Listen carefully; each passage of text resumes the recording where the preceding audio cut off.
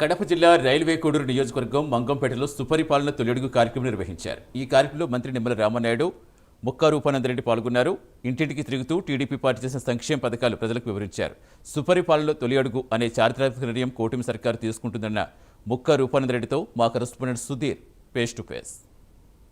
రాష్ట్రంలో కూటమి ప్రభుత్వం ఏర్పడిన తర్వాత కూడా సంవత్సర కాల అనంతరం కూడా తెలుగుదేశం పార్టీ మరో చారిత్రక విజయానికి అడుగేసిందని చెప్పుకోవచ్చు. ఈ నేపథ్యంలో కూడా సుపరిపాలన తొలిగడుగు కార్యక్రమం కూడా ఏర్పాటు చేయడం జరిగింది. ఈ నేపథ్యంలో కూడా ఇవాళ రైల్వే కోడూరు నియోజకవర్గంలో ఉన్నటువంటి ఏదైతే మంగంపేట గ్రామంలో కూడా ఇవాళ సుపరిపాలన తొలిగడుగు కార్యక్రమం నిర్వహించడం జరిగింది. దీనికి ముఖ్య అతిథిగా మనం చూసుకుంటే కనుక నీటి పారుదల శాఖ మంత్రి అయినటువంటి నిమ్మల రామనాయుడు కూడా వచ్చారు. అలాగే కూడా చైర్మన్ అయినటువంటి ముక్కా రూపానందరెడ్డి కూడా పరిశీలించడం జరిగింది. అయితే ఇంటింటికి వెళుతూ కూడా పూర్తిస్థాయిలో కూడా సుపరిపాలన తొలిగడుగు కార్యక్రమానికి సంబంధించి అలాగే సంవత్సర కాలం పాటు కూడా తెలుగుదేశం పార్టీ చేసినటువంటి సంక్షేమ పథకాలను కూడా పూర్తిస్థాయిలో కూడా ప్రజలకు తీసుకెళ్లి ఇంటింటికి వెళ్ళి అక్కడ ఉన్నటువంటి ప్రజలకు కూడా చెప్పడం జరిగింది. అయితే ఇదే అంశానికి సంబంధించి మనతో మాట్లాడేందుకు కూడా చైర్మన్ ఉన్నారా, ఆయన అడిగి తెలుసుకుందాం. సార్ చెప్పండి, ఏంటి అసలు సుపరిపాలన తొలిగడుగు కూడా పూర్తిస్థాయిలో విజయవంతంగా సాగుతుంది అనుకోవచ్చా?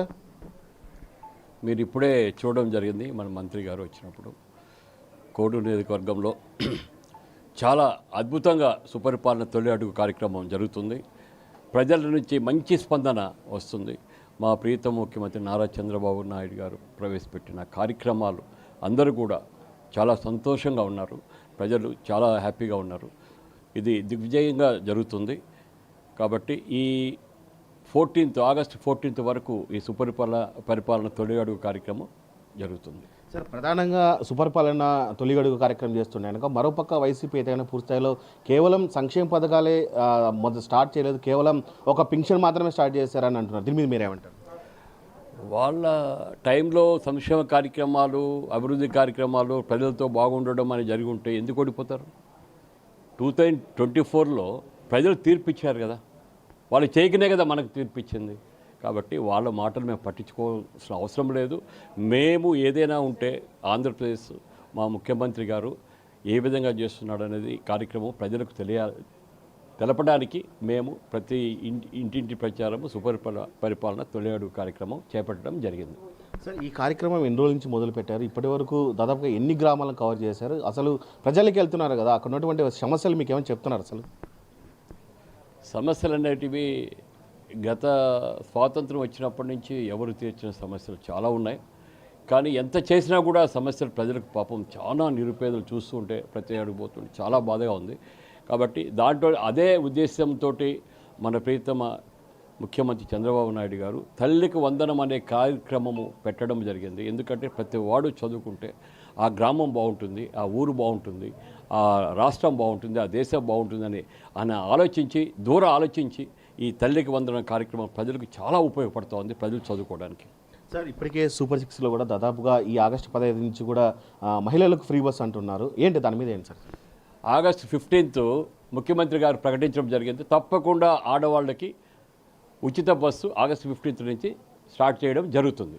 అంటే సూపర్ 6లో అనేక పథకాలు కూడా ఉన్నాయి సార్. ఈ పథకాలన్నీ ఖచ్చితంగా ఈ 1 ఇయర్లో అయితాయని మనం అనుకోవచ్చా? 1 ఇయర్ ఆల్రెడీ అయిపోయింది. 1 ఇయర్ చేసుకుంటూ వస్తున్నాం స్టెప్ బై స్టెప్. ఖచ్చితంగా 6 నెలలు 1 ఇయర్లో ఖచ్చితంగా చెప్పినట్టు ముఖ్యమంత్రి గారు తప్పకుండా చేస్తారు. సార్, ఫైనల్గా చెప్పండి, యువనేత నారా లోకేష్ కూడా ప్రతిపక్షాలు టార్గెట్ చేస్తున్నాయి.